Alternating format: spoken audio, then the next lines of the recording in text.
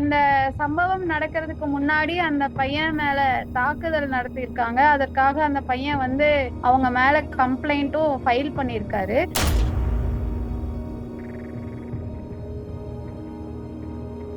ரெண்டு பேரும் காதலிச்சதுனால, ரெண்டு பேரும் சாதி வேறையா இருந்ததுனால அவங்கள வந்து ஃபோர்ஸ் பண்ணியிருக்காங்க. நீங்க ரெண்டு பேரும் இனிமேல் காதலிக்க கூடாது.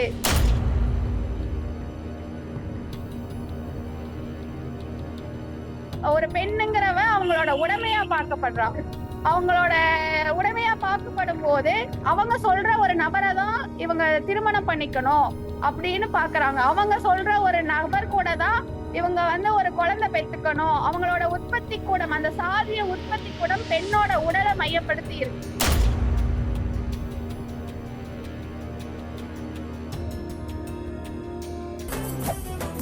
மெரிபா பன்னீர் சோடா. ஐ ட்ரஸ்ட் மெரிபா. இது ஒரு குடும்பம், அதுலயும் தாம் பெத்த பொண்ணவே அப்பா கொலை பண்றது, அம்மா கொலை பண்றது அப்படிங்கறது இந்த குற்ற வகையில தான் நடக்குது. அப்ப இந்த தனி குற்ற வகைக்கு ஒரு தனி சட்டம் வந்து இல்லாம, அதை வரைப்படுத்தாம இதுல ஒரு முன்னேற்றத்தை நம்ம ஏற்படுத்தவே முடியாது.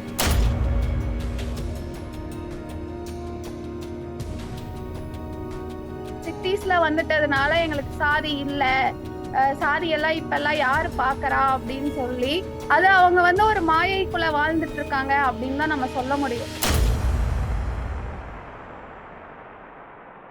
ரிஃப்ளெக்ட் நேயர்களுக்கு வணக்கம். இன்று நம்மோடு நேர்காணலில் சமூக செயற்பாட்டாளர் ஹவுஸ்ல நம்மளோட இணைகிறாங்க. வணக்கம் தோழா. வணக்கம். கேள்விப்பட்டிருப்பீங்க, மயிலாடுதுறையில் நடந்த ஒரு சம்பவம், ஆணவ படுகொலை. ஆணவ படுகொலைகளுக்கு எதிராக தொடர்ந்து வந்து களத்துல இருந்து போராடிட்டு இருக்கீங்க. இருந்தாலும் தொடர்ந்து வந்து நம்மளால தவிர்க்க முடியாத ஒன்று ஆணவ படுகொலைகள் மாறிட்டு இருக்கு. இன்னைக்கு மயிலாடுதுறையில் ஒரு சம்பவம் நடந்திருக்கு. என்ன நடந்தது மயிலாடுதுறையில், அதை பத்தி கொஞ்சம் விரிவாச்சு. ரெண்டு பேரும் காதலிச்சிருக்காங்க. அந்த பொண்ணுக்கு வந்து இன்னும் 18 வயது நிரம்பல.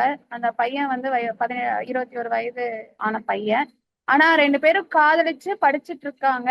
இந்த சம்பவம் நடக்கிறதுக்கு முன்னாடி அந்த பையன் மேல தாக்குதல் நடத்தியிருக்காங்க. அதற்காக அந்த பையன் வந்து இவங்க எல்லாம் என்ன வந்து தாக்கியிருக்காங்க அப்படின்னு சொல்லி சில நபர்களை குறிப்பிட்டு அவங்க மேல கம்ப்ளைண்ட்டும் ஃபைல் பண்ணியிருக்காரு. இது வந்து கொலையா தற்கொலையா அப்படின்றது இனி பண்ற ஆய்வுல தான் அதை கண்டுபிடிக்க முடியும். அதற்கு முன்னாடி என்னன்னா, இதற்கு மைய காரணம் என்ன, இது வந்து ஆணவ குற்றம் அப்படிங்கறதுல நம்ம தெளிவுபடுத்திக்கலாம். எப்படின்னா, ரெண்டு பேரும் வேற வேற சாதி, ரெண்டு பேரும் காதலிச்சிருக்காங்க. அந்த காதலை மறுத்ததற்காக அவங்க கொடுத்த நெருக்கடியில நடந்த ஒரு சம்பவமா தான் இதை நம்ம பார்க்க முடியுது. அப்ப அப்படி இருக்கும்போது இது ஆணவ குற்றத்துலதான் இது வரும். ஓகே, இப்போ வந்து அவங்க வந்து தற்கொலை பண்ணாங்களா இல்ல கொலை செய்யப்பட்டார்களா அப்படிங்கிறது வந்து இன்னும் வந்து உறுதிப்படுத்தப்படாத ஒரு விஷயமா தான் இருக்கு. ரெண்டு பேருமே ஒன்னா சேர்ந்து வந்து தூக்கு போட்டிருக்காங்க. இதை வந்து ஆணவ படுகொலை அப்படின்னு நம்ம ஒரு முடிவுக்கு, ஒரு விசாரணை முடிவுக்கு வர்றதுக்கு முன்னாடி நம்ம வந்து ஆணவ படுகொலை அப்படின்னு சொல்ல முடியுமா? ஆமா, இது வந்து தான் வந்து சேரும் அப்படின்னு தான் நம்ம சொல்ல முடியும். ஏன்னா இப்ப இருக்கிற சூழல்ல திருமணம் பண்ணிக்கிட்டவங்களையே பிரிச்சு கூட்டிட்டு வந்து படுகொலை பண்ற இது நடந்துட்டுதான் இருக்கு தமிழ்நாட்டுல. ரெண்டு பேரையும் கொலை பண்றாங்க, ஒருத்தவங்களை கொலை பண்றாங்க. அது மாதிரியான சூழல் தொடர்ச்சியா நடந்துட்டே இருக்கு. அப்படி இருக்கும்போது இதற்கு முன்னாடி வந்து மகாலட்சுமி மாரிமுத்துன்னு சொல்லி பெரிய குளத்துல இதே போலதான் அவங்க ரெண்டு பேரும் தூக்கு போட்டு இது பண்ணி இருந்தாங்க. அப்போ நம்ம இத வந்து ஆணவ குற்றமாதான் பாக்குறோம். ஏன்னா ஒரு தற்கொலைக்கு தூண்டுவது எதன் பெயர்ல தூண்டி இருக்காங்க அப்படின்னு பாக்குறோம். ரெண்டு பேரும் காதலிச்சதுனால, ரெண்டு பேரும் சாதி வேறையா இருந்ததுனால அவங்கள வந்து ஃபோர்ஸ் பண்ணியிருக்காங்க. நீங்க ரெண்டு பேரும் இனிமேல் காதலிக்க கூடாது, நீங்க அதனால அவங்கள அடிச்சிருக்கலாம், மிரட்டி இருக்கலாம், நிறைய பயங்களை அவங்க மேல திணிச்சிருக்கலாம். அப்படி இருக்கும் போற சூழல்ல தான் ஒருவேளை இது கொலையா இருந்தாலும் தற்கொலையா இருந்தாலும் அதற்கு காரணம் மைய புள்ளி அப்படிங்கிறது இது காதலாவும் சாதியாவும் தான் இருக்கு. அப்ப இது வந்து ஆணவ குற்றத்துலதான் வரும்.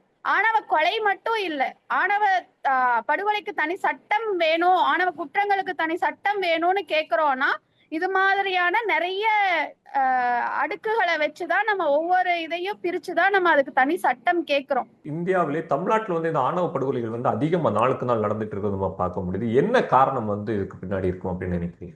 என்னன்னா, இங்க வந்து பெண்களை வந்து ஒரு சக உயிரா பாக்குறது இல்ல அப்படிங்கறதுதான் ஒரு நிதர்சனமான உண்மையா இருக்கு. ஒரு பெண்ணோட உடலை அவங்களோட சாதியின் ஒரு பியூரிட்டி, காஸ்ட் பியூரிட்டியோட இதாதான் பாக்குறாங்க. அப்போ அது வந்து வேற ஒரு தன்னோட உரிமைய, தன்னோட ஒரு உயிருக்கு வந்து தன்னோட இணையை தேர்ந்தெடுத்துக்கிற உரிமை இருக்குன்னு இந்திய சட்டத்துல இருக்கு. அப்படி அந்த சட்டத்துல இருந்தாலும் தன்னோட இணையை தேர்ந்தெடுக்கிறதுனால இவங்க என்ன பண்ணிடுறாங்கன்னா, நாங்க சொல்றவங்களதான் நீங்க கல்யாணம் பண்ணணும், ஏன்னா அவங்களை நாங்க தான் வளர்த்துறோம். ஒரு பெண்ணுங்கிறவ அவங்களோட உடைமையா பார்க்கப்படுறான். அவங்களோட உடைமையா பார்க்கப்படும் போது அவங்க சொல்ற ஒரு நபரை தான் இவங்க திருமணம் பண்ணிக்கணும் அப்படின்னு பாக்குறாங்க. அவங்க சொல்ற ஒரு நபர் கூட தான் இவங்க வந்து ஒரு குழந்தை பெத்துக்கணும். அவங்களோட உற்பத்தி கூடம், அந்த சாதிய உற்பத்தி கூடம் பெண்ணோட உடலை மையப்படுத்தி இருக்கு. அப்போ அதை வந்து அவங்க மறுக்கும் போது, அவங்களோட இணையை வந்து தேர்ந்தெடுக்கும் போது தற்கொலை பண்ணிக்கிறதுக்கு தூண்டுறாங்க. இல்ல அவங்களே தற்கொலை மாட்டி விட்டு கொலை பண்ணி தற்கொலையா மாத்தி விட்டுறாங்க.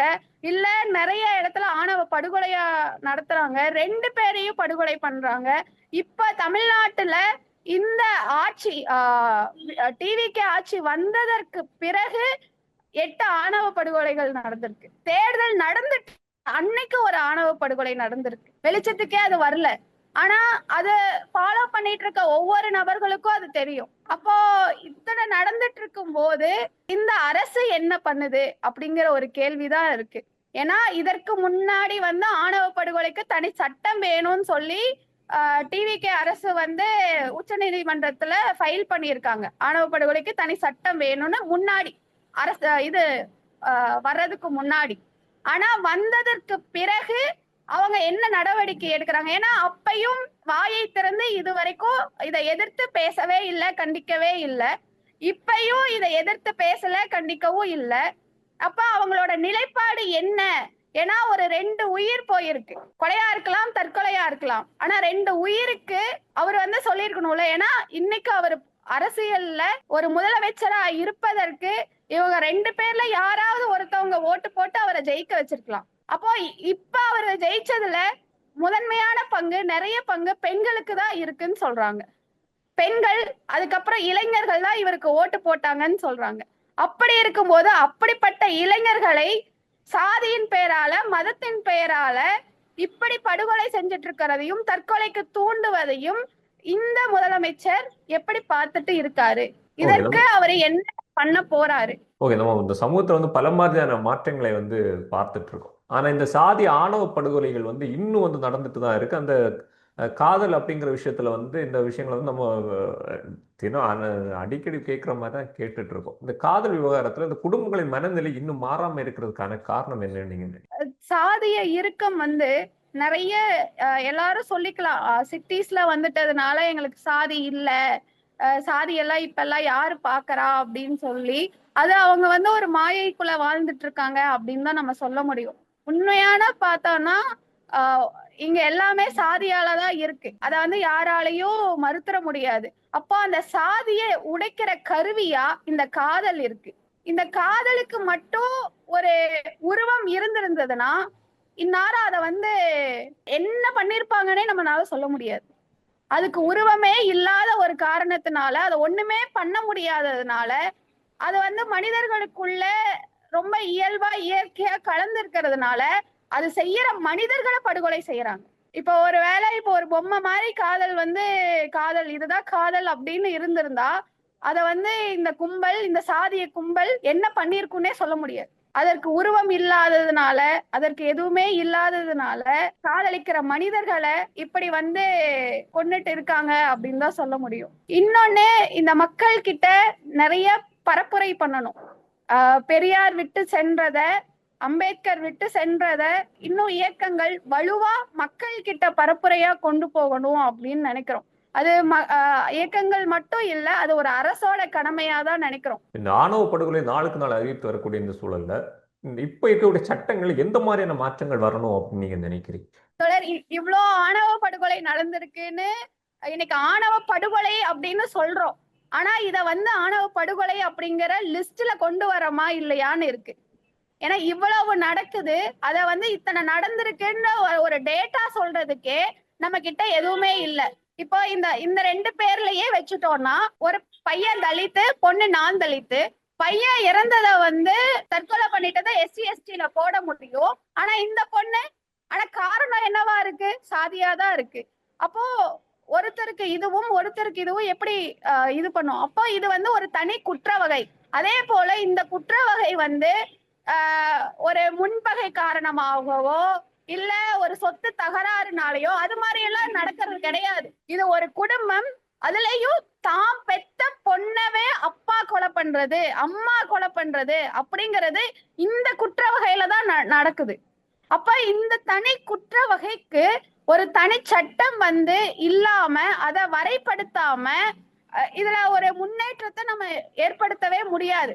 அந்த தனி சட்டம் வந்தா இந்த இதெல்லாம் குறைஞ்சிடுமான்னு கேட்கலாம், குறையாது. ஆனா அதை வைத்து நம்ம போராட முடியும், அதை வைத்து இணையர்களை பாதுகாக்க முடியும், அவங்களுக்கு இது மாதிரி கொலை செய்யறவங்களுக்கு ஒரு அச்சத்தை ஏற்படுத்த முடியும்.